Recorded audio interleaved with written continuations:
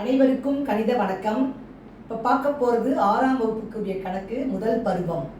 பயிற்சி 1ல் 7ல் 2வது கணக்கை பார்க்க போகிறோம். காற்புள்ளியை பயன்படுத்தி பன்னாட்டு முறையில் எழுதுக அப்படின்னு சொல்லி கணக்கு கொடுக்கப்பட்டிருக்கு.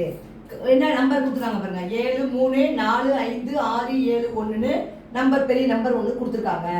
இதை என்ன முறையில் எழுத போகிறோம்? பன்னாட்டு முறையில் கமா எங்கே போட போகிறோம்? காற்புள்ளி அமைக்கிறோம். எப்படின்னு பார்ப்போம் பாருங்க. நம்பரை ஃபஸ்ட்டு எழுதிக்கிறேன். 7 3 4 5 6 7 1. பன்னாட்டு எண்முறையை பொறுத்த வரைக்கும் என்ன சொல்லி கொடுத்துருக்கேன்? ஃபஸ்ட்டு 3 அப்புறம் 3 அப்புறம் இப்படியே போக வேண்டியதான். அப்போ 3 3 என்ன பண்ணணும்? கமா போட்டுட்டு வர வேண்டியதுதான். இப்போ பார்த்தீங்கன்னா 1 10 100 கமா. இந்த இடத்துல என்ன வந்துடும்? அடுத்து 3க்கு கமா போடுறோம். இது என்னது? இது 1000.